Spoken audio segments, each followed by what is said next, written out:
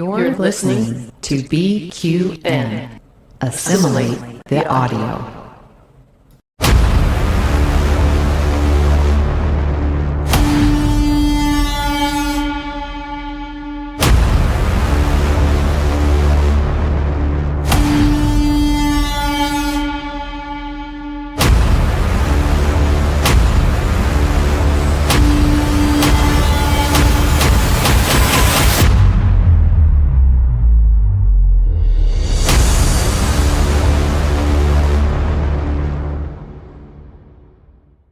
This is the Hive Mind. It is our Patreon exclusive show, which we do broadcast live to everyone else, but we let our Patreons come on and discuss what's going on in Star Trek right now. This is our Prodigy panel. We did part 1 last week, episodes 1 to 10. Originally, we were gonna do episodes 11 to 20 today, but there's so much going on in the second half of Prodigy Season 2, so we are just going to be covering episodes 11 to 15. Spoiler alert, if you have not seen these episodes yet, we will be going no holds barred on spoilers for this. So you have been warned. You have been warned. I don't want to ruin it for you. I really don't, because it is a fabulous season of Star Trek. Also, just before going to air, we have seen just an absolute huge amount of news coming out of San Diego Comic-Con. We've had trailers, we've had announcements of new shows. Obviously, the Paramount Plus panel has just taken place, and look, I think there might still be some news coming out now. So, if you will indulge us, I've got some of our BQN Network patrons waiting in the wings, and we have all just watched the trailers, and we want to give you our live reactions. So hang tight. We want to step through all of that. So I guess I should bring my panel on. Joining me as always is the fabulous Jim. It makes it to every BQN patron event. Hello there, Jim. And of course, returning, we haven't seen since Let's Fly. It's Haven. Haven, welcome back. Thank you. Okay, it's Sunday morning for me. I know it's Saturday evening for yourselves, but what a morning, what a day. We've just been. We're like ducks that are being turned into foie gras. We've just had like Star Trek just rammed down our throats. Which I don't condone foie gras, by the way. Awful practice. But anyway, so let's just recap what we've had coming out of San Diego Comic-Con recently. So we've had a Lower Decks Season 5, the final season trailer. We've had a Section 31 trailer. We have had a clip from Season 3 of Strange New Worlds. We've had an announcement of some permanent cast members, I'm assuming permanent cast members, from Starfleet Academy. And a further announcement, this is 5 things that I'm aware of so far, of a new live-action Star Trek comedy series, which is being brought to us by Tawny Newsome. Now, I did see a note somewhere saying that it's called Star Trek Outcast. So we're going to talk about all of these things. But, Jim, I know you haven't had a chance to digest all the news yet, but which one's blown you away the most so far? Well, I'm just hearing about most of these right now. But I'd say the live action comedy. The live action comedy, yeah. Look, it does sound pretty interesting. So the notes I've made on that so far is it's a Federation outpost which finds out that their day-to-day exploits are being broadcast across the Federation or across the galaxy. I'm assuming in a reality show style exploit of sorts. It's meant to be a comedy. So that is going to ruffle some feathers. But if Tawny Newsome's behind it, I am 100% in. I also saw that, so it's not only Tawny Newsome, but we've also got Justin Simeon, who I'm not too sure who that is, but I'm sure we'll find out. I'm going to jump to Haven. Haven, you, just before we went live, you were busily watching everything on your phone because you hadn't seen them. Yep. Which one's blown you away the most? I must say, The Strange New World is the one that's blown me the most, but it's also what's really going to blow my mind, and I'm going to try and keep an update for it, especially for this live show. The official panel with Doctor Who starts in 20 minutes. Right, yes, and the Doctor Who panel is going to be Russell T Davies, showrunner for the current season of Doctor Who, and Yep. is it Kurtzman? Yes. Yeah, it's going to be, that's the thing Russell T Davies and Kurtzman starting at 5:30 p.m. Pacific time, which is 20 minutes from now, in room 6A tonight. So. Right. Wow. Okay. So, Haven, if you're keeping an eye on that, your job is to just lose your mind and wave your arms around like crazy if anything really exciting comes out of that, because we'll chat about it here. Let's step.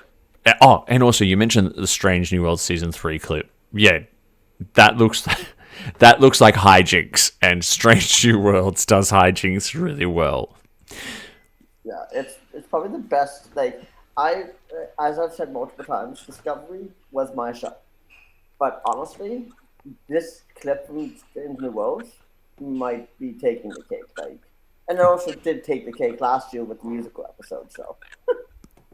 Interesting. Look, let's step through a couple of quick bits and pieces from each of these bits of news. I'm going to start with the Lower Decks trailer.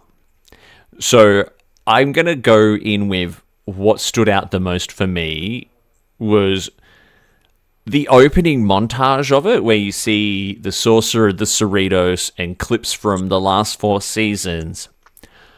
I don't know if either of you recognized what that voiceover was referencing, but it was almost word for word the home video trailer for the Star Trek franchise from the 90s. So if you used to get Star Trek on CIC home video, I know it was here in Australia, definitely, and you can find it on YouTube. But whenever you would buy Star Trek on home, like cassette, like the volumes with 2 episodes on it, Yeah. an ad for the whole franchise on home video would be at the beginning. And I remember those. yes, and so the what the voiceover is saying at the beginning of the Lower Decks trailer is the same, almost the same words as from that original home video trailer, where it's like, they have been our guides, our protectors. And then it goes in to say, they are part of the dream that is Star Trek. And there's lots of clips from all over the franchise interspersed in it. So do yourself a favor. Go and look up 90s Star Trek home video commercial. And then go and watch the season 5 trailer again. And yeah, I loved it because I had so much Star Trek on home video. It was the best way for me to watch it in Australia as a kid because TV didn't broadcast it very well here. It was always on late at night. We were always far behind the US. And I never fast forwarded through this commercial. I always watched it. It's a really, really lovely piece. Jim, I'll go to you next. What else stood out for you in the Lower Decks season 5 trailer? Captain Freeman, and I'm not talking about the one we've known for 40 years. Captain Becky Freeman.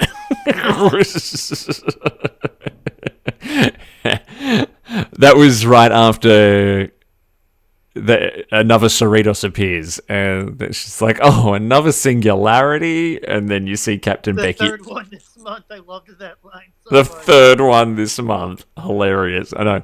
Imagine that something that incredible happens so often that it's just like, oh my god, again. Love it. Haven, what else stood out for you in the Lower Decks season 5 trailer? With the Lower Deck season 5, the one that really actually got really got me excited was like the fact that like it actually brought. I was not really a fan of season 4. I actually didn't finish season 4, but this Oh. actually gave me hope. So I was like, you know what, maybe I'll bring it back. Like because I dropped off at part of season 4, but this actually gives me hope. For I might actually, especially being the final season, we have to see how it finishes. Yeah, okay, awesome. Well, you've got to go and finish season 4, Haven. You've got to do it. Lower Decks is just the shit. Like, it's so good. and I mean the shit in a positive context. Before we push ahead, so we've got our wonderful Peter in the YouTube chat today. Now, Peter is a part of the BQN Collective, hosts the Trek Book Club, always lets us know when the 99-cent Star Trek ebooks are on sale. So Peter also loved the opening of the Lower Decks trailer, and also noted that it was... So the original trailer... Wait, I don't know, Peter, if you're talking about the original trailer for the home videos or the Lower Decks one was narrated by Christopher Plummer, who played Chang. I think he means the videotapes. Yeah, because Christopher Plummer's no longer with us. Is that correct? Yeah. Yeah, okay, yeah, must mean the videotapes. That's pretty cool. That's pretty cool. So I've watched it a few times. So a few things I picked up on as well. There is a scene where they are in an Enterprise-style decontamination chamber, rubbing the gel on themselves, and Ransom is like slapping it on his pecs, like going, "Oh yeah, that's the stuff." So I thought that was really, really funny. And also the little bit at the end where they're with the Klingons and the Klingon shouts out, you're going to have the rite of pain, and then you see Boimler getting really scared, and then he pauses and he's like, "This is going to be Klingon as hell." Which brings me back to what I love about Lower Decks is it's literally just a ship full of Star Trek fans.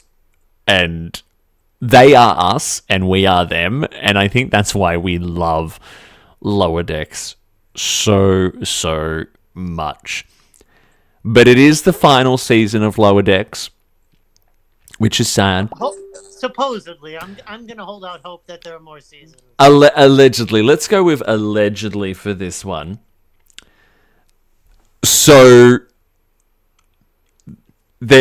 I feel like they hint at the fact that they may try and continue it in the trailer itself, when they're like, "Oh, it's one more voyage," and they're like, the voiceovers come on from Mariner and Boimler, and they're both like, "We're not done voyaging. We're not done."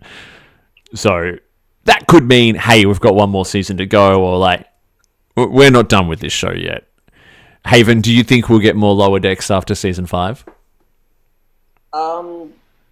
Anything is possible, and I will hope for the best. But I'm still hoping. I'm still hoping we'll get a season 6 of Discovery. And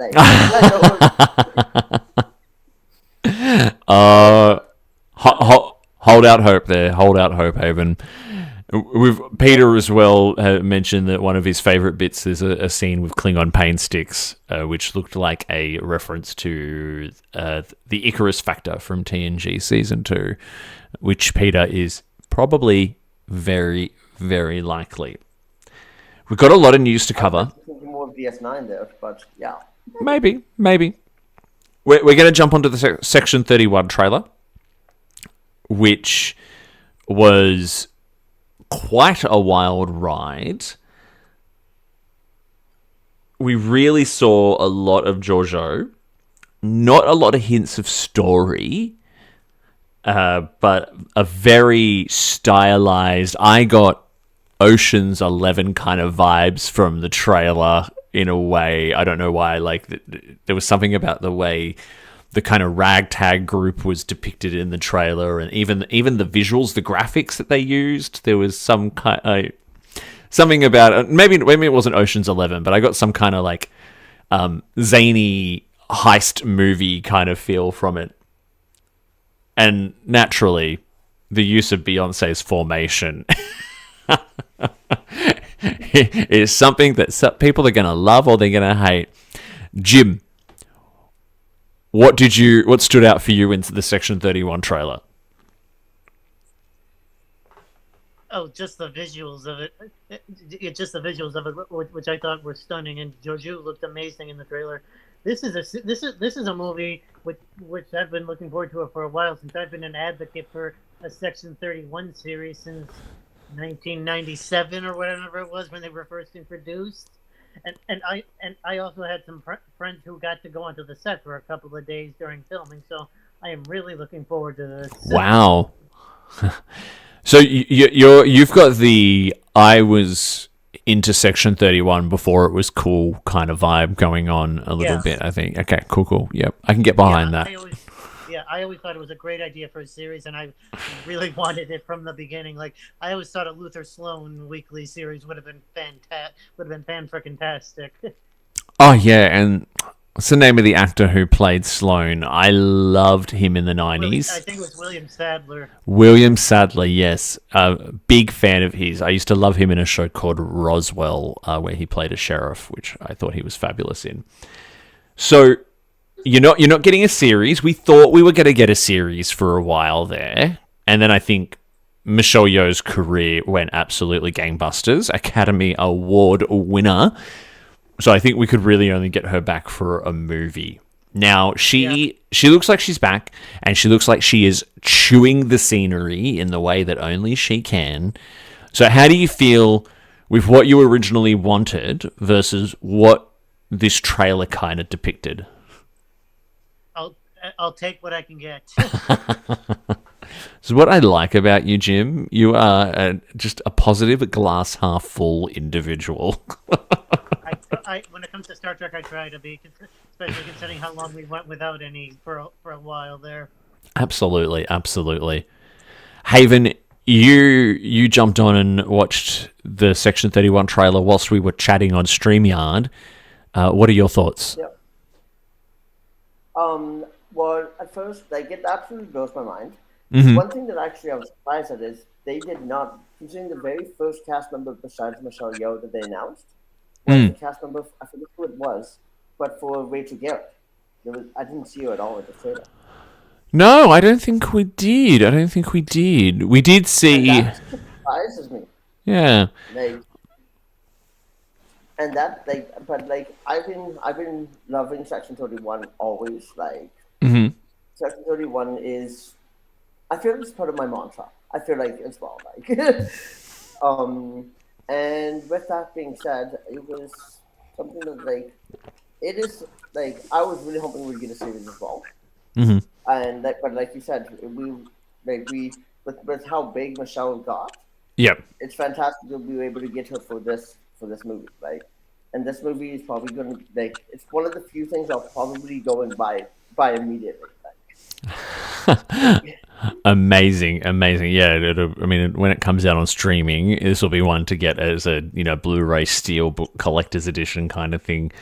Now, you mentioned the lack of sort of Rachel Garrett or cast members or anything. That kind of goes back to what I was saying. I feel like there was no hints of plot or story in the trailer at all. We got a little bit of young Giorgio, which I found interesting. So there was the emperor, who was raised to rule, and just little bits of voiceover hinting at just how many people she murdered in her time. And you always got to remember that with Giorgio. We love the emperor, but she's done some awful things, some awful things. There were Davey, if I could just say something, when I said I had friends who got to visit the set, when they came back, they said they got to see some of the scenes with the kid with the kid who played young Giorgio act. They said she was phenomenal. Right. So I thought that was a great tease to what we could possibly get. Peter in the chat is with you as well, Jim. We'll take what we can get when it comes to Section 31, and I'm optimistic. Haven was telling me that there was some hate in the YouTube comments, but I'm pretty sure that YouTube comments exclusively exist for hate, so that's fine.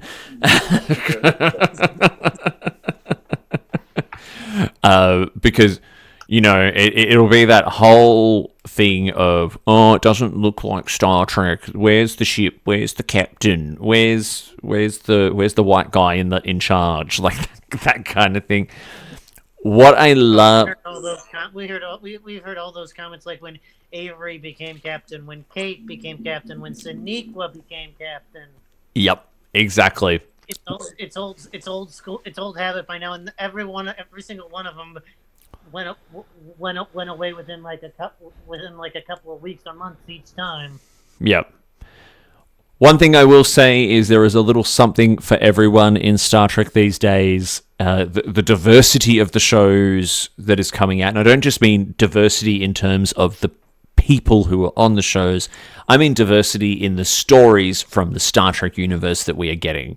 The Star Trek universe is not just the Federation, it's not just the Enterprise. I mean, that's where it's at its best, arguably, but it is an entire galaxy universe of possibilities. There's good guys, there's bad guys, there's everything in between guys, some who are not guys. Like, it's just, it's a beautiful world. So, hey, open your minds, don't be a hater, and don't come for me for saying that. Let's move on, because there's a few more I just want to get to really quickly. We'll touch on the Strange New Worlds clip. Now, Jim, you did not get a chance to watch this, so... No, I did not. Haven, I will pretty much address you exclusively here. Fun clip where we saw Pike, Uhura, Chapel, and La'an all having a version of the... What was the name of that race? Anyway, when they were able to transform Spock into a human, they did the reverse and they turned all of them into Vulcans for some kind of undercover mission. And they all became very logical, and it was very funny. There was a lot of Pelia in it that I loved. What did you take away from this? What did you love about it? What got you excited about it? Well, first of all, the opening line being from Nurse Chapel. Nurse Chapel has been my favorite character in Strange New Worlds. Yeah, absolutely. And Jess Bush, well, she's a pride crusher right now. I'll just say that. Like she has been fantastic. And with that being said, she it was just with her interactions. It's just like it was perfect. And then. The other thing I loved how what is her name, Pelia? Yeah, Pelia did not react at all to the serum, and it's like, you know what, that makes sense. Like, she is Lanthonite, or if you could say it. Mm-hmm. Yeah, you would not be able to like what? It's not a one thing does all. Yep. Peter has said that the clip gave the same vibe as Spock, Amok, and Charades. I agree, Peter. One worry for me is that I hope they don't just keep hitting the same beats each season with these kind of hijinksy episodes. That being said, the 3-4 minute clip we got, instead of a trailer, just showed me that there is going to be more Strange New Worlds fun, and I'm here for that. And like I said, there was Pelia in it.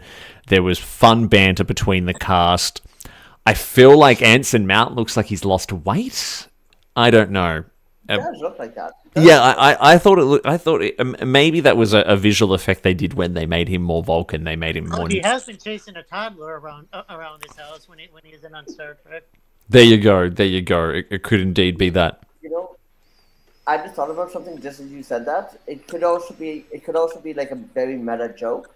Like I'm thinking almost like breaking the third wall, like how I just watched Deadpool. Sorry, my alarm is going off.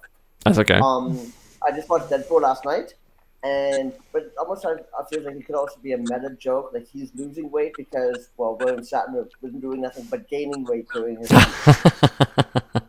Could be. That's an interesting theory there, Haven. And let's jump into the last two bits of news. So we did not get any footage from Academy, but we did get a further confirmation of some new cast members, which I was very excited about. So Mary Wiseman is returning. So we've got some Deep Discovery links here. Tig Notaro. We didn't already know that was going to happen. I know. Yeah, in news that surprised no one. Tig Notaro, though, I was really excited to see that one. We've also got Oded for her. Admiral Daddy Admiral, everyone's favorite Daddy Admiral is returning. The Admiral. The Dadmiral. And also, the one that really shocked, I think, a lot of people was the announcement that Robert Picardo is going to be in Starfleet. That's news to me. Yeah. Yep. I did not see any info on that, so that's shocking me. There you go. Well, I'm glad I could capture your reaction live on air, Haven. So we're finally going to see the backup doctor return home. Now, you. I just watched that episode, Jim. Living Witness was so good. The BQN hosts, we have a separate group chat where we discuss what's going on the network and what have you. And as soon as I think Christos posted the news about Robert Picardo, I think Chrissy Salagi straight away said, this has got to be the Doctor from Living Witness, right? It's got to be. I have been advocating for the last 4 years or 3 years, however long it was, that Discovery was in the 32nd century for him to return. Yeah.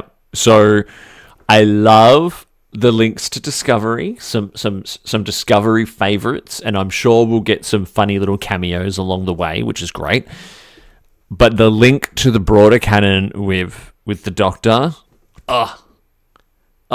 and Peter in the chat had not heard this news either, so I am glad to have. First, I heard about it too. So keep your eyes peeled for more on that. I don't think Starfleet Academy is coming till much later though. We are being kind of fed Star Trek a series at a time. We've got Lower Decks, and then Section 31, and then I'm guessing Strange New Worlds will come before Starfleet Academy. But that's I could be wrong. I could be wrong. Doing it where, sorry, Dave. I like the way they're currently doing it, where they do it for 6, 8, 10, 12 weeks. Take a break for just as long, and then do another cycle with another series. Yeah. Yeah, we don't want to be suffocated like Marvel and Star Wars. And look, I mean, or like we were in the 90s. Yeah, exactly. The last one. Draft is reported. Sorry. Okay. Oh, what have we got? Just reported that they are about to go on stage for Kurtzman and Davies are about to go on stage. So.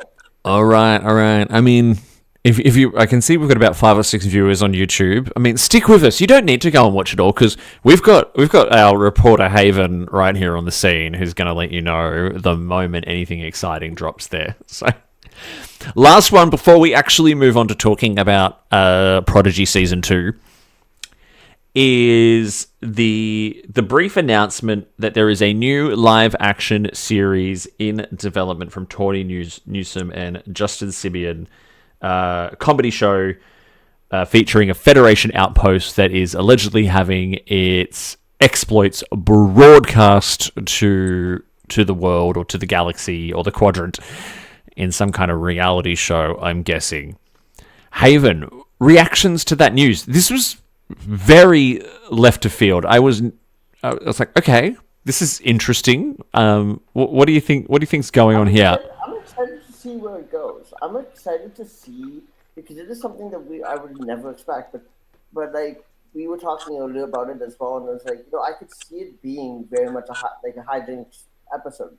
And Tawny Newsom, Tawny is amazing, and she has always brought joy. So the fact that she is doing this, I was rumored about 3-4 months ago, but I completely dismissed it. In fact, actually, the last time when I was on the Hive Mind before, I even said I don't think she'll he was going to be doing it. I mean, Tony Newsom loves Star Trek, right? So, former host of the official podcast, all that kind of stuff. So, I don't think she was going to let the end of Lower Decks, or the alleged end of Lower Decks, be the end of her time in Star Trek. We do have, I've seen, so Peter in the chat has just mentioned, would have preferred Legacy, but then again, this will do. So, Peter, interesting comment there, because Christos was talking in our BQN host chat about this too, and suggested that, well, hey, maybe no Legacy, but if this is set in that post-Picard kind of timeline, hey, maybe this is Tony Newsom trying to make Legacy happen in a weird kind of way. We could get drop-ins from all kinds of different characters in the franchise. Haven, one thing I was thinking about as well is Lower Decks makes a lot of reference to Starbase 80 and how horrible it is there. Maybe this could wind up being like the Starbase 80 show. We had Deep Space Nine. I was going to say that maybe it'll be based at Starbase 80. Yeah, maybe it will. would love it if we would get Starbase 80. I would. You know what, Tony? If you ever watch this, please make it Starbase 80. Jim, what are your thoughts on this announcement? Well, I like the idea. It's a natural evolution since Lower Decks has pretty much been a comedy. Yeah, but like a comedy in a good way. I was very nervous. I can see Haven's got something to say. I'll get to you in a second, Haven. Sorry, I'm watching the feed for the SDGCs. I know. I was very nervous about Lower Decks being a comedy, but hey, it was the comedy we needed, and it came at the right time. It was during the pandemic and all that kind of stuff. Like it was so fate that we got Lower Decks when we did, because I think it also came at a time when maybe some Star Trek fans needed to maybe not take things so seriously, which could get me a bit of backlash just for saying that. Haven, has something happened? You looked excited there. So this is coming from TrekCore. The Star Trek Doctor Who panel opened with a great massive video celebrating the 57 years of Star Trek and the 54 years of Doctor Who, including Star Trek Prodigy, including a clip that TrekCore says has never been seen before. Of Prodigy? Of Prodigy. All right. Okay. So we're gonna have to try and find it after the show. All right. Keep your eye on it for us, Haven. So thank you to the live reporting of TrekCore. All right. Stay tuned, everyone, because if you're not hearing it direct from the panel, you're going to hear it here. Or if you haven't watched the panel and you're watching a replay of this, you're going to hear it here. So, wow, this is exciting. I feel like I'm a reporter at the Olympics. At some point, we will actually get to Prodigy. Which we're going to do right now. So we are here today to continue our recap of Prodigy Season 2. We're going to do episodes 11 to 15, which includes The Last Flight of the Protostar Parts 1 and 2, a tribble called Brittle, I can't remember the tribble's name, Cracked Mirror. Fribble, I think it was pronounced. Yep. And part 1 of Ascension. We'll try not to stray into part 2, because part 1 is episode 15, part 2 is episode 16. Let's dive straight into it. So, we all know that we're loving Prodigy Season 2 by now. Haven, I know you're only up to date as far as episode 15, is that correct? No, I finished up to 20. You've finished it, and Jim, you've finished up to 20? Yes, I have. Excellent. All right, so this is where we may start to get into spoiler territory. We are going to get into spoiler territory here, everyone. So let's start with the two-parter, The Last Flight of the Protostar. We've finally found Chakotay. He's been marooned for 10 years with the Protostar. He's become a very cynical individual. The ship has been drained of all its energy. He crashed there basically to sort of stop the living construct from doing its thing. We get the return of Hollow Janeway, And we also get a fun little, what would you call this? Almost like a sailing boat race across a cloud of moisture vapor to recharge the protocore to reunite with the Voyager A. Jim, what did you make of this two-parter and reuniting with a marooned of 10 years Chakotay? I thought it was a pretty good way to reintroduce Chakotay into the series after the way, let's just say the way the kids screwed up the timeline. Yes. I enjoyed the whole sea of vapor thing. Those eel creatures, even though they did turn out to be an ally, freaked the hell out of me at first. Yep. And same with those big land creatures as well. And Drake, we hardly knew you. Rest in peace. Yeah, I know. And Haven, what about you? How did you find the last flight of the Protostar? Well, I was so happy to see Chakotay. But Chakotay was always he was the one I connected with the most on Voyager. So interesting. Seeing him come back, seeing him come back was just fantastic. And well, I'm glad that everything it almost didn't feel like Robert Beltran missed a beat. It honestly felt like they went in and did season 7 of Voyager, took maybe a year hiatus, came right back. That's what it felt like to me after, and it's been 23 years since we last saw Chakotay. Yep. Getting old. Getting old as I say that. But yeah, it is. And it really felt like so everything that was there just was it was amazing. I'm interested in how you're related to Chakotay, because I'd love to hear more about this, because Chakotay as a character he gets a lot of I don't want to say hate, but it's certainly people he's the butt of a lot of jokes. Black would be a good way to Yeah, he's the butt of a lot of jokes, like the same way Harry Kim is.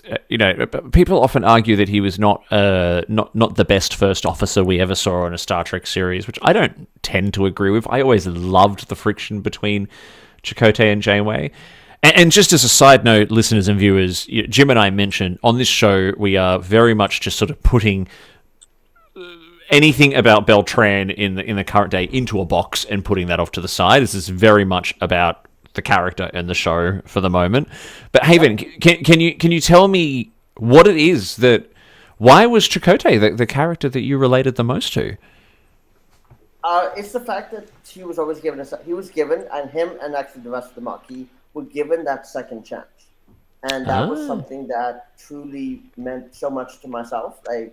I know I've had struggles in the past, and it always felt like if you can be given a second chance, you're made the first officer of the Starship Voyager. Yeah, granted that was a field commission, but then also at the same time given command of the USS Protostar, and made captain. It was one thing that is most people don't realize is the field commission for Chakotay was actually only lieutenant commander. Right. So the fact that he was made a full captain says something. He was given like that, and we saw. I believe. I know what this is. I don't remember if it was mentioned in this part or maybe in the next 5, but we were mentioned Lieutenant Commander Paris. So he got a promotion too. So, and he started off as a criminal. Yeah, no, that's an interesting. Thank you for that. So, yeah, they were given a second chance, and Star Trek's always been big on redemption arcs. Always very, very big on redemption arcs, which is very, very cool. Yeah. A lot of people were loving seeing Chakotay back. There actually is quite a bit of love for Chakotay, the character. And there is a lot of people out there who really, really feel very strongly about the relationship whatever it may be between Chakotay and Janeway. One thing we did get in this episode as well, and Jim, I'd love to hear your thoughts on this, was the return of Hollow Janeway. Because you got to remember, the Janeway that we have in season 2 is not the Janeway. Well, I mean, we did have Rear Admiral Janeway in season 1, but it was mostly Hollow Janeway, who is the Janeway we all know and love, with just a little bit of the Voyager experience kind of stripped out, and she's the mother figure of sorts to this crew. You know, she's the teacher. I want to say the mother figure. That's probably a bad way to represent it. But she is the mentor and the teacher of the young Protostar crew. Now, she spent the last 10 years with the real Chakotay. Jim, what did you make of Hollow Janeway's return? I thought it was a pretty good return. It didn't completely reset the Hollow Janeway, but it took her back to like the base roots of what she was at the start of the series, while also giving her an edge, because clearly she had no idea who these kids were, which was pretty obvious. But she wasn't the same Hollow Janeway, because she's had 10 years of experience of living with just Chakotay. So it was a completely different Hollow Janeway, but not up to the what I'm trying to figure out how to word this. Not quite up to the level where she should be, is the best way I can think of to say it. Yeah, okay, yeah. And I wonder if, you know, some of these feelings that people allege they had for each other, maybe, you know, 10 years is a long time, and there's clearly a deep connection between Chakotay and Hollow Janeway. I'm not saying anything happened, but maybe something happened. I don't know. Haven, what do you... Kids show they couldn't really imply it. Haven, what do you reckon? Was there perhaps some, you know, comfort? I can see it happening after 10 years because he was by himself. There was no other, like, the Doctor had created his holographic family. Yeah. In for a couple episodes. Janeway had the was it Shakespeare? No, not Shakespeare. The Victoria family. Yep. Oh, and the Da Vinci. Tuvok had recreated his wife. So Chakotay, all he had was holographic Janeway. So I can see it happening. I don't want to stray too far into that in case I alienate the audience with the ickiness I may be insinuating. So we'll move on to the adventure to get deuterium and power back into the Protostar, and a very interesting way of doing it. This was this was fun. I could certainly see how this would have been a lot of fun, especially for the younger audiences. Jim, how did you enjoy the rickety barge that was the Protostar being floated over moisture vapor to suck up deuterium or energy from that giant storm? Yes, I did. I thought that was a great scene. I was wondering, what the heck was that protrusion that they were using to steer the thing? Because I don't think we'd ever seen that before. But beyond that, I thought it was like a great scene, very well animated. Loved the whole story angle with Dal like completely lost as to whether he should continue to be a captain or not in that scene. And loved the whole Chakotay angle where he gives him just the wisdomly captain advice about being lost and finding yourself. I think was how it was, or something along that line.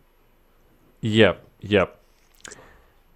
And I think in the second part of the episode, we got a fun little cameo as well, because back on the Voyager, they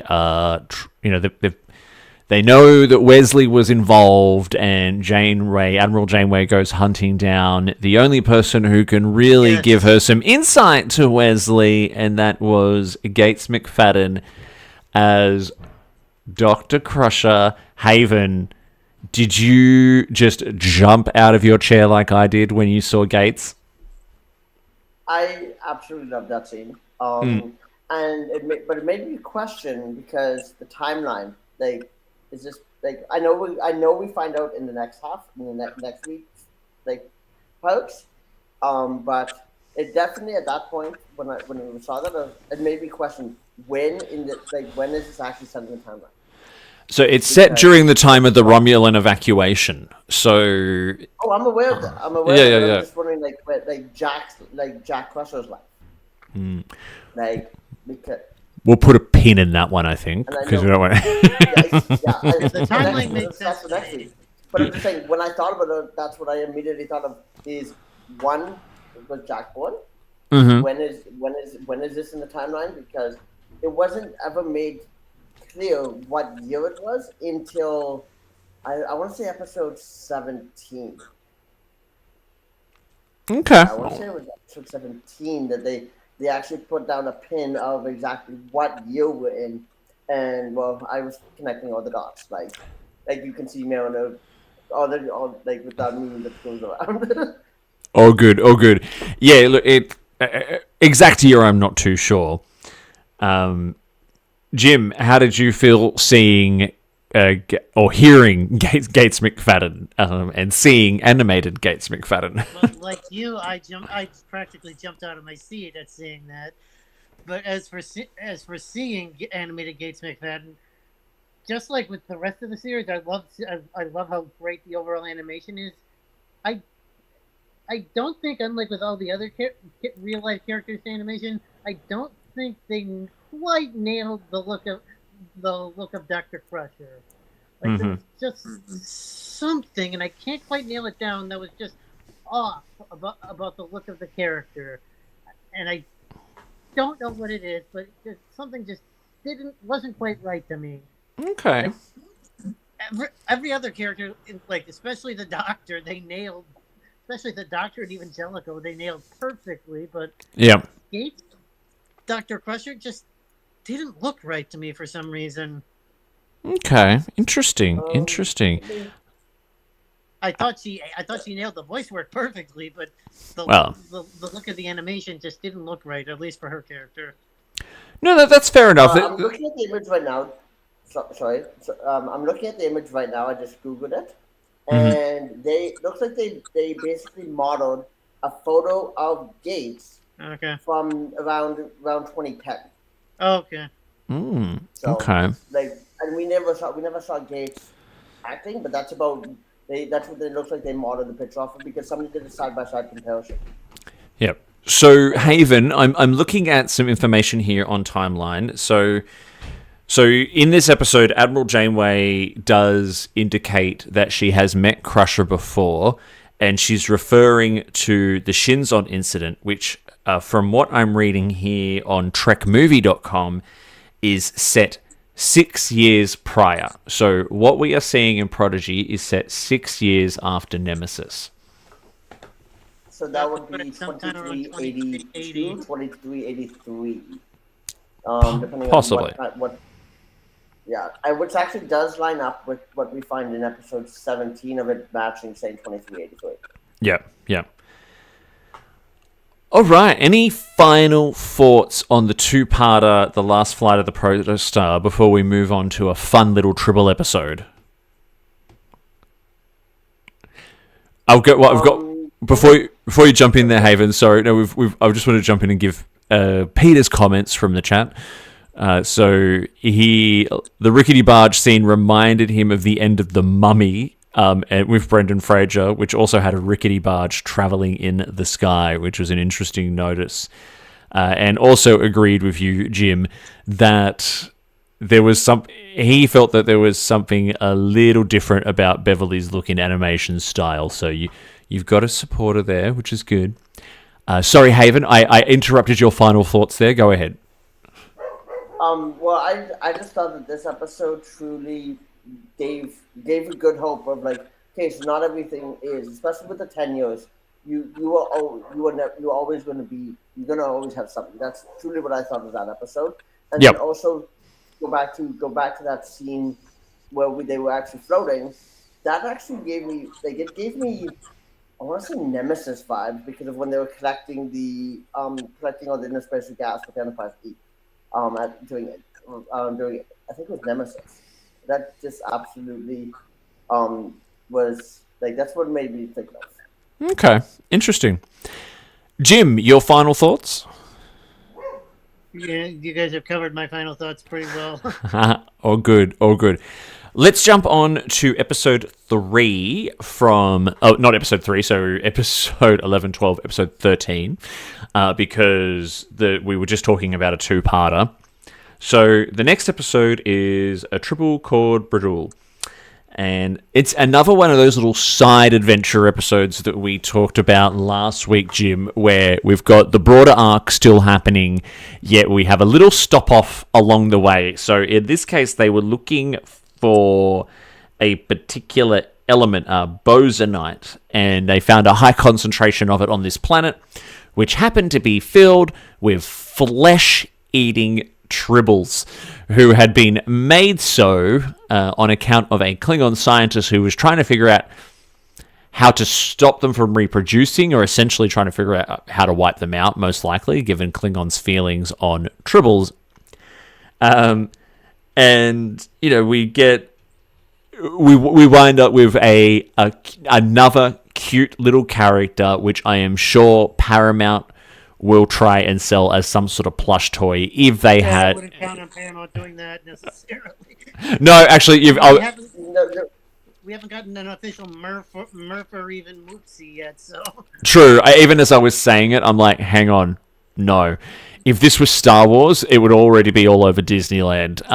But that's not going to happen here.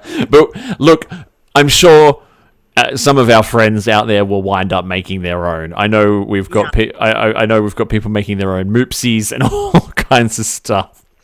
Has MC? I haven't been in contact with MC. Has she made it yet? I hope so. MC, if you're watching or listening, please make us a brittle. Haven, a ribble or a bribble, whatever. Riddle, brittle, tittle, fiddle. Haven, your initial reactions and thoughts to this episode.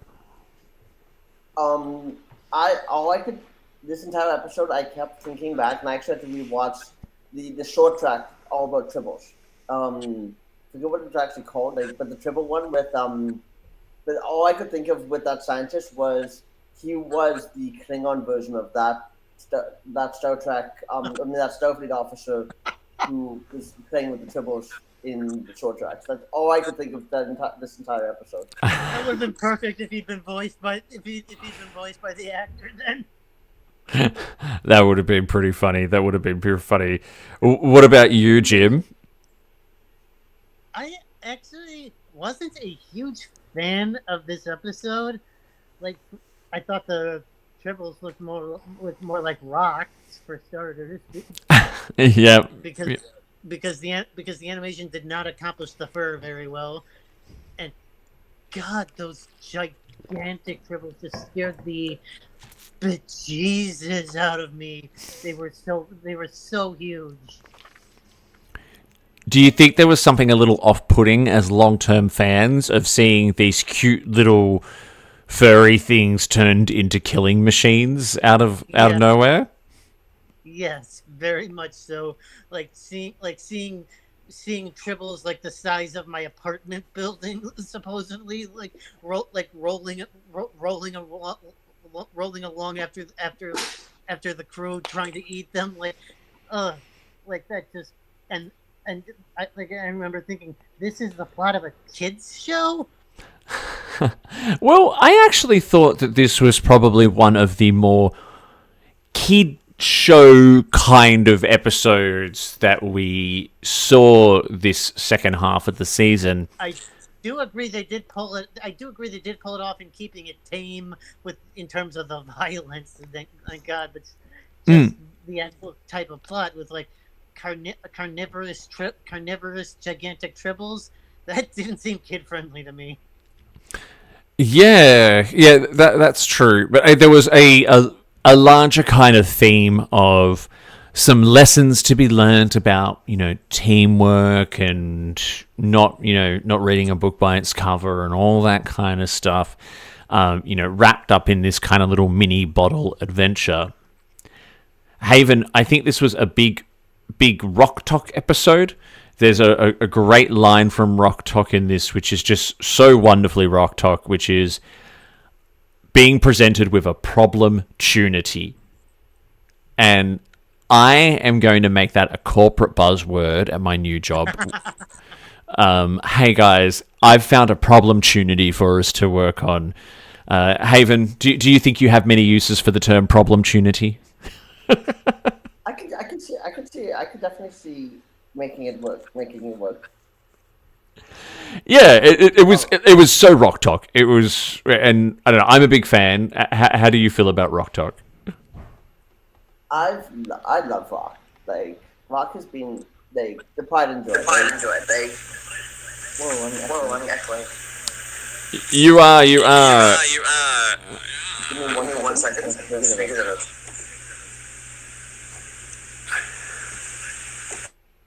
All right. I think that was actually coming from Jim. Sorry about that, everyone. Haven, you can keep going. But yeah, I said during a few times just over on Strange to Pod, I said I loved rock. Like rock has always been, to me, it feels like with all the with how it was, especially with kid friendly and everything like that. It always felt like to me that the show was like rock was actually the main character. So finally to see an episode that was more dedicated it's how it felt like. That's how it. Like, yes, Dal is the captain. Well, was, but that's spoilers. But it always felt like Rock should have been the main go character, because it was like she's the kid, like the audience is like really excited for. Yeah, I said it a lot last week. Rock has got a fabulous curiosity that I really, really I love, and brings that wonderful childlike fascination. And I think it's great for the audience, especially the younger audience, to see problem-tunities and to see all this wonderful stuff through her eyes, because she is just fascinated by everything, and she's so caring and loving and a little sensitive as well, but has such strength and courage at the same time. Wonderful contrasting character for children and adults to kind of get behind too, because I think one of the things that is great about Prodigy and its characters is it makes us adults who take things, the world teaches us to take things very seriously, and we take our Star Trek very seriously, and I think Lower Decks and Prodigy have maybe tried to sort of slow us down a little bit and remind us of the wonderful childlike wonder that we used to view this wonderful franchise in. Haven, before we move on to the next episode, any final thoughts or anything else that you picked up on in this wonderful triple episode? One thing, the major connection that I found with this episode is we in Voyager, they always like the last line of Caretaker, and I believe the last line of Endgame was set a course for home. That was done by Captain Janeway. Mm-hmm. And well, I think that it was absolutely fantastic that Chakotay's first line after the protostar was restored was, "Crew, let's set a course for home." Like, that is absolutely like taking Janeway's lines right out of her mouth. That's true. That's very, very true. Jim, are you there? Have you sorted out your audio problems? No, you have not. We're getting big echoes.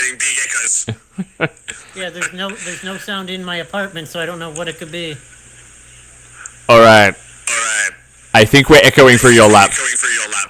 Top. Which is weird because I have it muted. All right, I'm gonna mute you there, Jim. You maybe just back out and come back in, and we'll catch up with you in a second because we're getting quite a bit of feedback. The joys of doing this live, everyone. So While we wait for Jim, can I just actually bring up some more of the Doctor Who stuff. Yeah, any interesting updates? Take it away, Reporter Haven. So basically, they've been talking about how it was always been reconnected. Russell T Davis said that he actually tried writing a story for Enterprise way back in the day. Wow. I did not know that until now. And then he was asked the question of what if he was able to write a Star Trek story. He said he would want to write a sequel to First Contact. The movie? Yeah. Oh, okay. He said that he would absolutely, if he could write any one story, it would be the Borg. The Borg, basically what they're doing as part of a sequel to First Contact, or he would want to redo with Timey Wimey. He would want to redo Yesterday's Enterprise because he said that is what got him into Star Trek was Yesterday's Enterprise. Interesting, and he loves to do a sequel. So one of the things I love about his Doctor Who stories is he's great at inventing new characters and new bad guys, but he's really, really good at reaching back into the lore of it and finding something from its very rich history of bad guys and bringing them back. This last season of Doctor Who. Absolutely. For example. Yep. All right, cool. Thank you for the updates there, Reporter Haven. Let's move on to the second last episode that we are covering today from Prodigy Season 2, which is Cracked Mirror. I loved this episode. I have some questions. So, Cracked Mirror, we get a wonderful reunion between Chakotay and Janeway. So they return to Voyager. But naturally, of course, there's literally a beautiful graphic of an actual, what looks like a cracked mirror going through Voyager, and it starts to get split into different alternate realities. Now, it's a little bit of a tokenistic cliche to do a parallel universe episode in Star Trek, and we see a lot of interesting references in this from Prodigy itself, with the return of the Enterprisians in one universe where they are running the show. And we also get to see O'Connor. So O'Connor returns as well. And the big piece is the return of the Terran Empire, who seem to be back to their former glory, unless it's a different Terran Empire. Jim, are you back with us? Can you hear me now? You are sounding amazing, and we cannot hear ourselves, which is even better. I put on headphones, so hopefully that helps. It did. So, Jim, your video's working again too, which is fabulous. Yeah. From my end, it looked like it had been working. I don't know what happened there. Not a problem. So, Cracked Mirror. Give us your thoughts. Oh, loved this episode.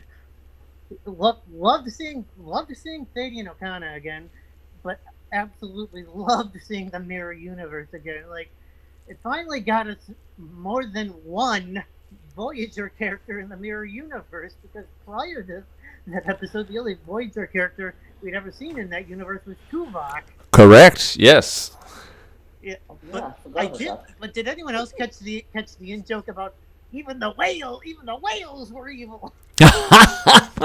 No, I did not get that. That's funny. Actually, I think I did. Now, I vividly recall that, but it was very, very well done. Haven, what about yourself? What are your thoughts on Cracked Mirror? I love the callback to Shattered. Was it Shattered? Yeah, it was Shattered. That was actually in the line. I also love the fact that everything was like the return of Tuvix, which Tuvix should never have died, in my opinion. Oh yeah, we did have Tuvix was in it too. I forgot about that. Although we never saw Tuvix, he was just referenced. It was Captain Tuvix or something, was it? Yeah, it was Captain Tuvix. And then another one was the other thing that I absolutely loved was the fact that like they made like they know like all the jumps that they were doing. They outright like said like yeah with all those jumps, the Gwen's or I want to say mobile middle, but it's probably the easiest way to explain because I can't remember the actual term. But the thing that was keeping her stable, outright, you could actually see one thing if because I rewinded to watch when they were actually in the mirror universe, it flipped. The image actually flipped itself on her emitter. Yes. So that was kind of a cool little Easter egg. Look, the number of Easter eggs in this is probably too many to count. I'm even looking at a shot here of Evil Murph with the evil Spock mustache, which is hilarious. So funny. I laughed out loud at Murph painting the beard on. Yeah. We've got there's a few other important bits and pieces in this episode as well. So again, bit more of a bottle episode, but this is also the end of Zero's corporeal body, so very much a limited run. So I'm looking at screenshots of Zero walking around on a cane here. So I believe, is this the episode where Zero actually? No. No, it's not this one. No, it was the next one. Okay, cool. It was in the two-parter after this. Right. Or Okay. some two-parter after Okay. this. Cool. All good. The one thing I do want to talk about. Okay, so the Terran universe. So, correct me if I'm getting this all wrong, but the Terran Empire, as we have seen it in Deep Space Nine, set before this, is no longer a thing. Are we to? Well, that didn't necessarily mean there weren't factions out there existing that didn't follow the Terran Empire. That's true, but could we also? Because it seemed like humans or anyone who was a part of the Terran Empire were now sort of subjugated under the Alliance with the Cardassians and the Klingons and the Bajorans. Could we take this as the Terran Empire has returned? Because they were given their own version of the Defiant, and they got a lot of technology from the Prime universe. Do you think? Or my favorite theory is has anyone ever read those IDW comics that showed like the TNG characters in their universe? Where I think it was like, yes, most of the Terran Empire had fallen. Yes, the Deep Space Nine characters had. Deep Space Nine version of their characters had their adventures with the Prime Universe versions of their characters, but Earth still had never fallen. Earth was still the only planet in the Terran Empire, and as such they built like a TNG version. As such, they built their own version of like the USS Enterprise Galaxy class, and the comics we saw were their adventures. Could be. Haven, what are your thoughts on this? Is this a new rise of the Terran Empire, or is it a faction of the Terran Empire that has been there all along? I think that I think it's them coming back. Especially, like one thing that really like, and this is going to go back into the Section 31. I have a feeling movie is the fact is like because it's we're going to see exactly how it's going to go. I have that strong feeling for the Section 31 movie. We're going to get a lot more of the Terran Empire in there. And we're going to see, because just I have this feeling that it's going to be very much a time travel movie, which makes my happy. And also, I was just reading the very last episode that we ever saw of the Terran Empire before this was the Emperor's New Cloak, which was Deep Space Nine's 712. Mm-hmm. Like so with that took place in just let me do the math here real quick. It was 2377 when that took place. 2375 for season 7. So we are 8 years beyond that. So a lot could have changed with the Terran Empire. It could have either the factions could have reunited or it could have come back. Yeah, or perhaps building off Jim's theory as well, if there were existing factions of it and Earth still, exists and has not fallen itself. That's why I go here. Because the way I go with my theory is, even Jillian the whale was a loyal servant of the Terran Empire, and I don't really see like the Klingon Cardassian alliance like subjugating a whale species of Earth. I see them like eradicating them upon first contact, rather than subjugating them. And whales, if I'm not mistaken, are a very long-lived species, and Jillian was obviously a very, very loyal servant to the Empire, as you can tell by both the scar on the eye and the fact that she instantly called for security the second she saw Chakotay, Dal, and Rocktalk, or whatever combination it was. All right. So there is some. Look, if the Terran Empire is back and they have rebuilt their strength, I am here for that, and I am here for the potential new stories that brings. I do want to stop and take a moment, because we often talk about our favorite actors appearing when we can physically see them, when they're not animated, to be having fun when they get to do something different. I felt like I could hear Kate Mulgrew in particular having a lot of fun getting to dive into Terran Empire Janeway. Oh, yeah. You could tell that by just the tone of her voice. Like, when she called, and please, fans, don't send me hate mail for this, when she called Murph a goop, like some kind, like goobag or whatever it was, like, you could tell she was enjoying the hell out of herself, like saying that line. Exactly, and I think even Beltran was having a good time with it. So was Picardo. It was, it was pretty special to hear them getting to sink their teeth into this kind of material. Haven, what did you think of their performances as their Terran counterparts? Picardo didn't do Terran. Oh no, he didn't. Okay, oh good. Sorry, go Haven. So I would say it was probably, and I would say this based off of also interviews I've seen with cast members from all franchises. They've always said that them going into playing their Terran counterparts have always been their favorite parts. Like Nicole DeBoer, who's most famously known as Dax, outright said that she would have actually preferred to play an entire season of Ezri from the Terran Empire than even Dax. Well, I think Terran Ezri was probably a little bit more could have been a little bit more fun than than Prime Ezri. Yeah. So you've got a point there. All right.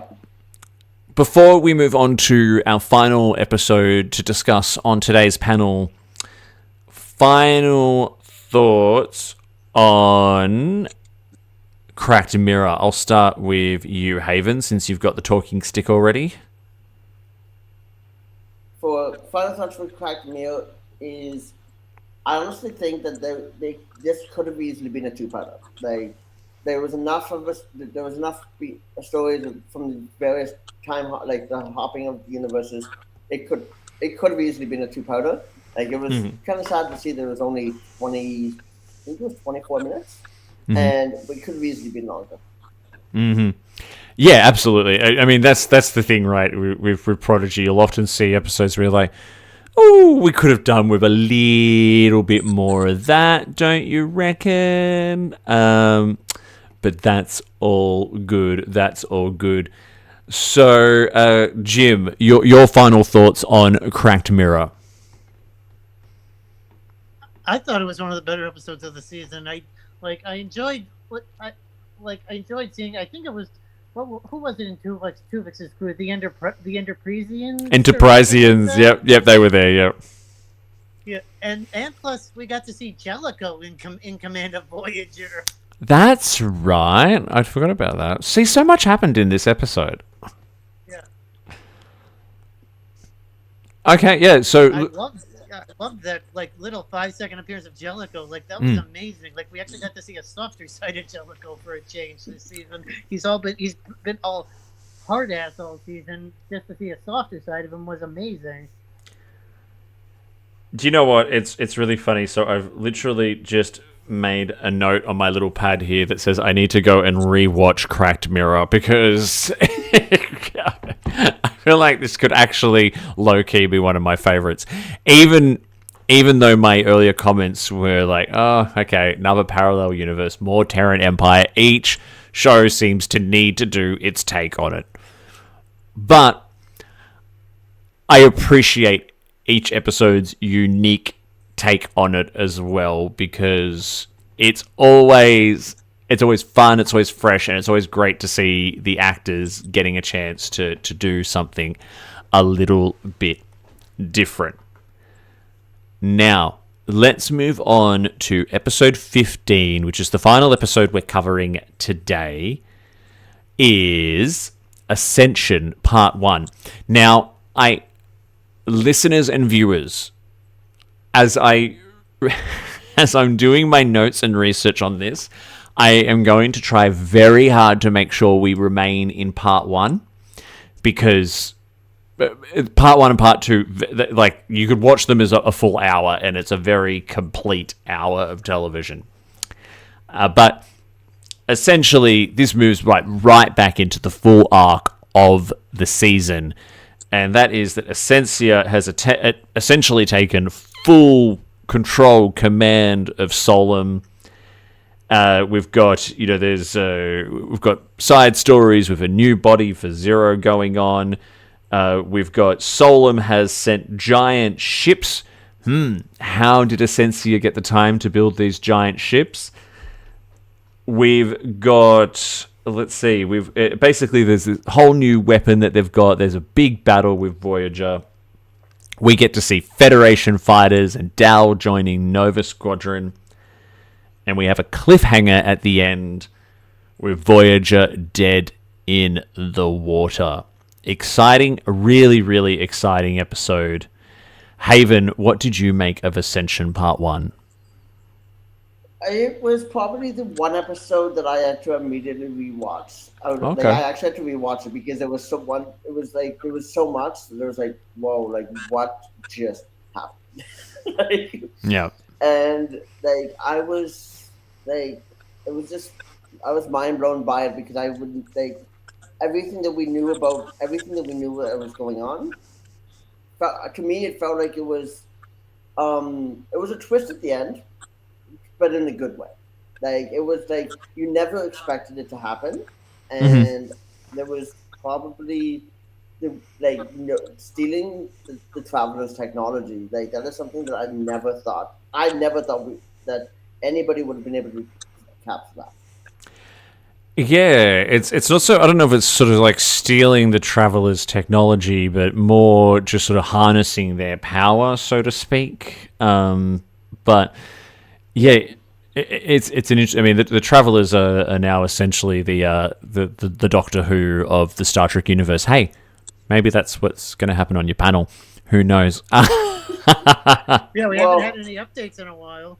I was going to wait till this episode ended, but I will tell you one thing that Alex Kurtzman said 7 minutes ago is we're not announcing anything, but if fans can make Star Trek Legacy happen, then our two empires and their lawyers, we would do it.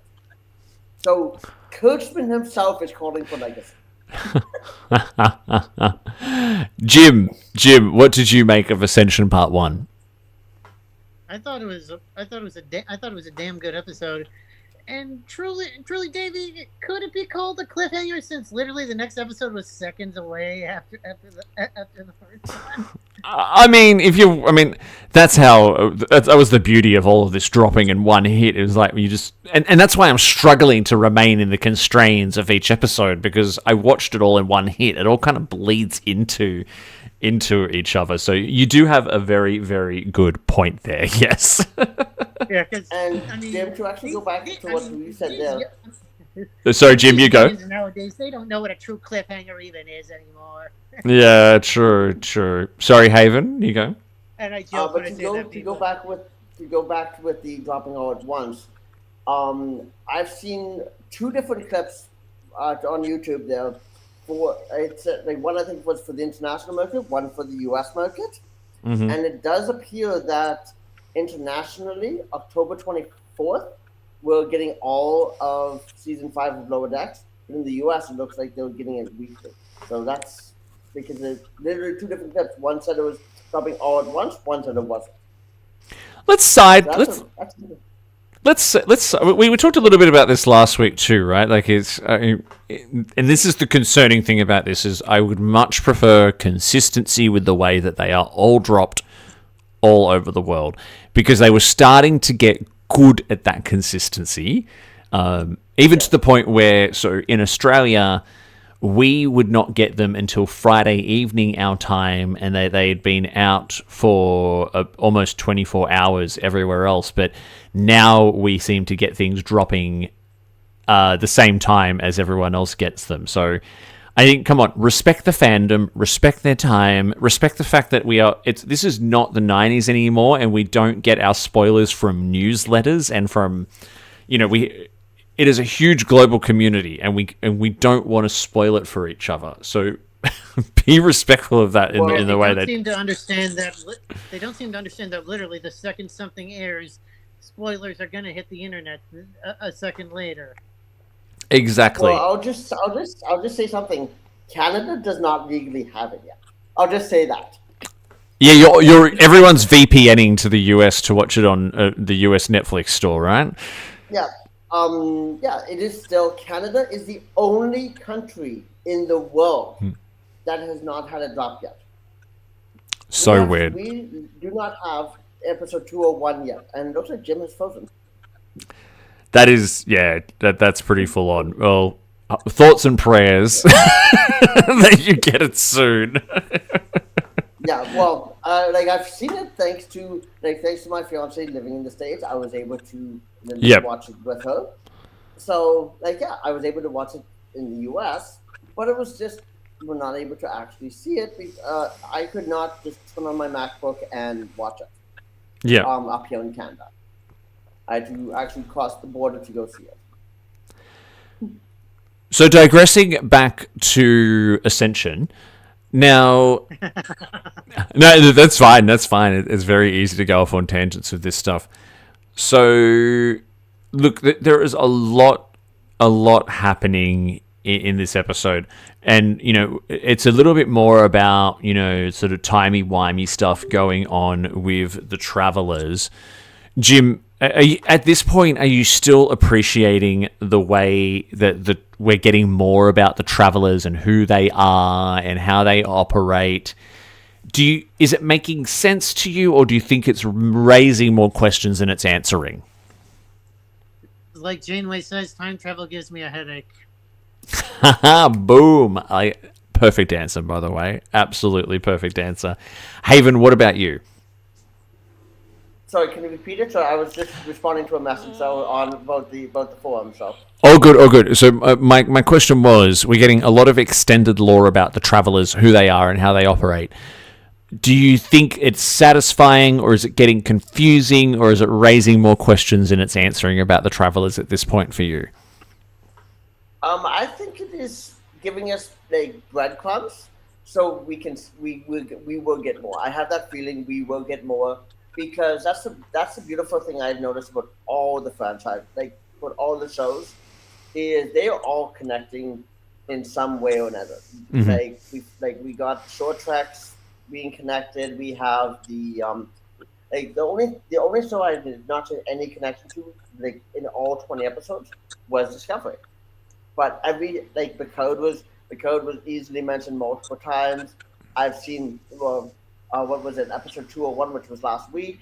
They mentioned the Cerritos. Mm-hmm, They've mentioned I think they mentioned the Anon in the first episode, so they mentioned Strange New Worlds as well. It's all being connected except for Discovery. So I'm excited to see what they will be connecting it. So to me, I can see the Travelers coming I could see them coming either in Strange New Worlds season 3 or in. I could also see them coming in Starfleet Academy. Okay. So, Jim, in this episode, things really got dialed up to 1,000. So, Prodigy seems to raise the stakes and then pulls back and then raises them even higher again. And one of the things that really came to light in this episode was just how determined... Oh, we've lost Jim. Never mind. I'm directing this question at you now, Haven.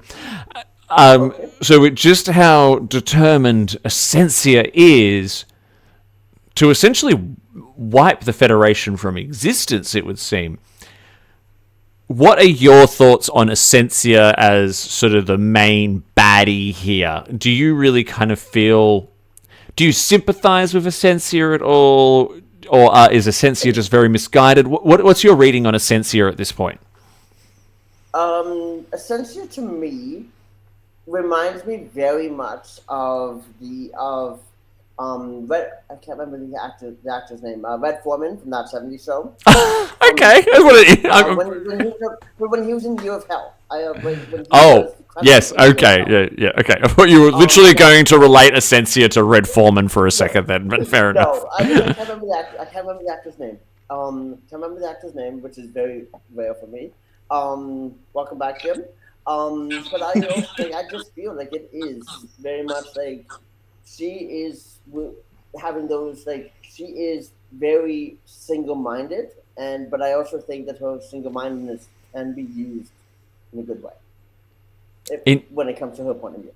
Yeah. Okay. No, and that's a very Star Trek concept for the main bad guy or bad person to be that way, right? Like, there's essentially, whilst there is an individual here who is doing some horrifying things, Star Trek has a great way of kind of, their motivations are sometimes not necessarily evil, right? Like, usually you can, like in the Year of Hell that you just referenced with the Krenim, you could relate to Red Foreman's... Because now I can't remember. Anorax? Yes. I can't remember. Anyway, but the same thing, right? You can relate, or not relate, but you can almost understand the motivation, right? Like, this is someone who's gone to the nth degree because their civilization and the people that they loved and cared for the most have been impacted by either something the Federation has or will do, or something that someone else has or will do. And really, at the end of the day, they're just so desperate to get back to the norm that they've lost sight of the impact of their actions on everyone else.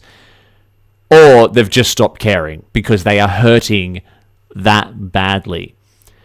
Jim, do you think Essentia is just hurting that badly that she's just that's the reason why she's just gone to this insane level of dedication to wiping the Federation off the map?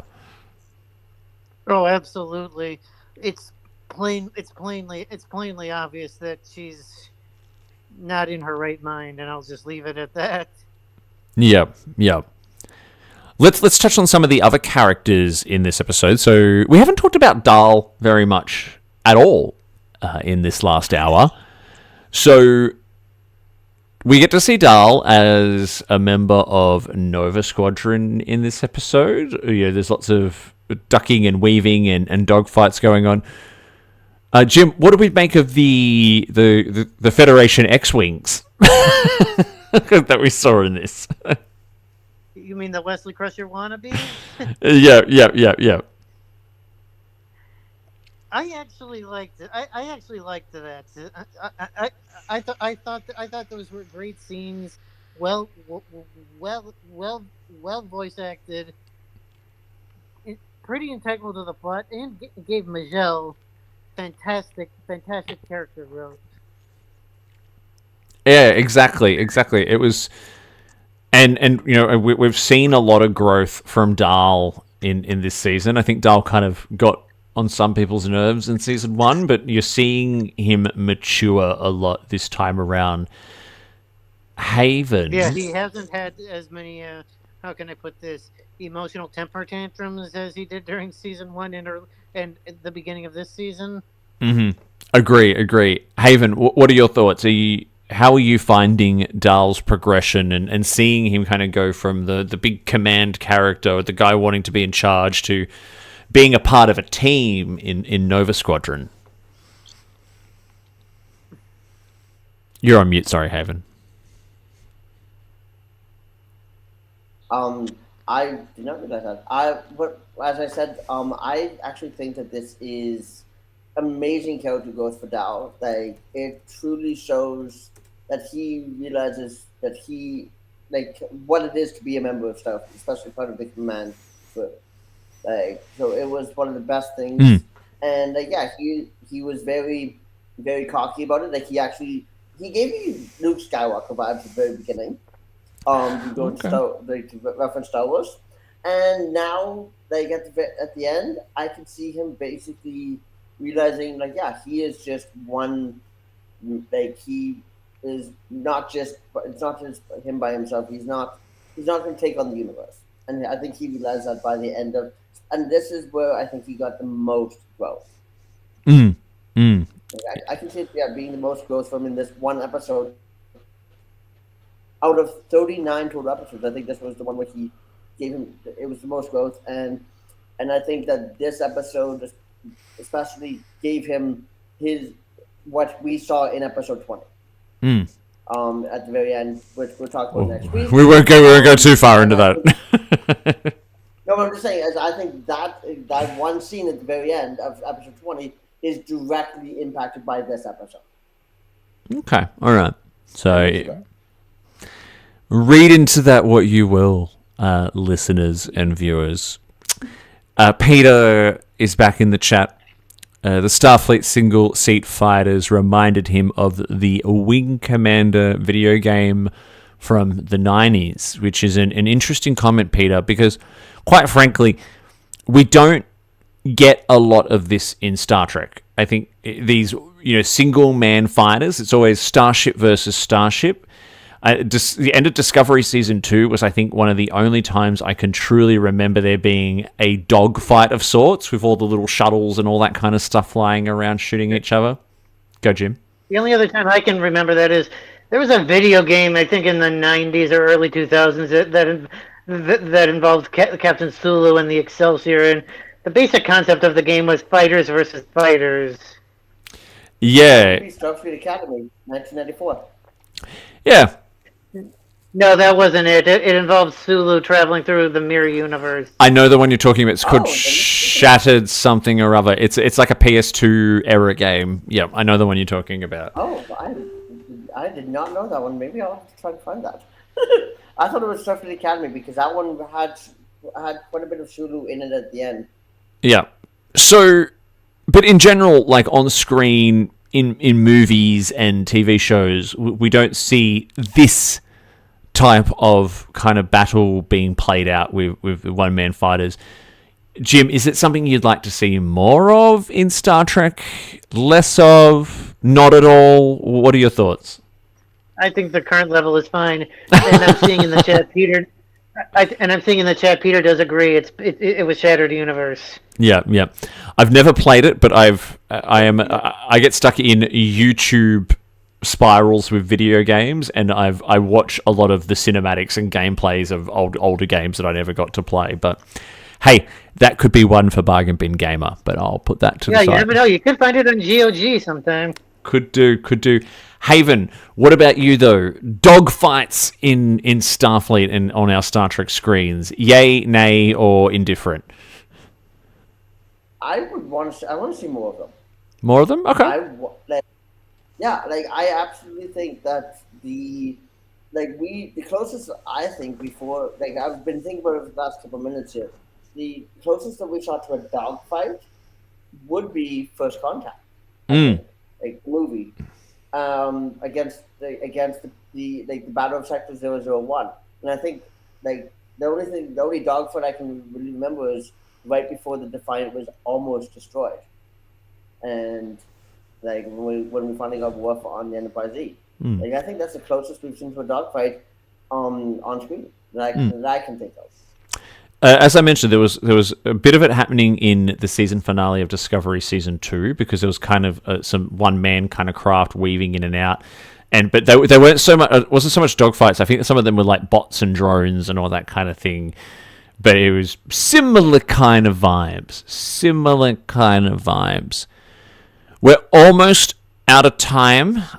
We have, and literally it would be, unless we do episode by episode, it is impossible to capture everything. But it's been great to chat to you both about, you know, your thoughts and what you have taken out of these 5 episodes. Just a quick final thoughts on the episode Ascension from yourself, Haven. I think that it was a great way to, like, if they were going to be doing it releasing weekly, I think that this would have been a perfect way to have a mid-season break. And I think it definitely captured what people, like, made people want to say, hey, we need to watch episode 2. And that's I think the best part about a 2-part episode is like I think it set up a perfect sticking of the landing. It gets set it up perfectly, I think. Agree. And it was keeping us binging non-stop. I found the second half of the season easier to binge than the first half. So I took a lot more breaks in the first 10 episodes. In the last back 10 episodes, I was like, next episode, which was good. Jim, final thoughts on Ascension? Just on a side note, I was actually the exact opposite of you, Davey. I found the first half to be easier to binge than the second half. Second half, I was taking a lot of breaks between episodes, but that's just my personal viewing habit on that. But anyways, moving on to my view of Ascension, I thought, even though it was a good episode, this could have been a perfect time for the koala to show up. Oh my god, yes. Where would you have placed the koala if you had the opportunity to include it? I honestly don't even know. Fair enough. Well, on that note, I think we're going to leave it there. So thank you so much to both of you for joining. We will schedule a part 3 for the Hive Mind. And on that note, if you are part of our Patreon collective, you get the links to these. You are welcome to join these Hive Mind broadcasts to chat anything and everything. We're going to do one more on the last 5 episodes of Season 2 of Prodigy. We are going to do a further extension on SDCC news once that's all kind of wrapped up. We are also going to do one for our Patreon members and hosts who are attending STLV. And then we will continue to do monthly we'll do one when Lower Decks comes out, but then we'll continue to do monthly ones as well where we just do a general Star Trek chat. So these are available to our paid Patreon subscribers to actually be a part of the panel. You can become a Patreon member by heading over to patreon.com/BQN.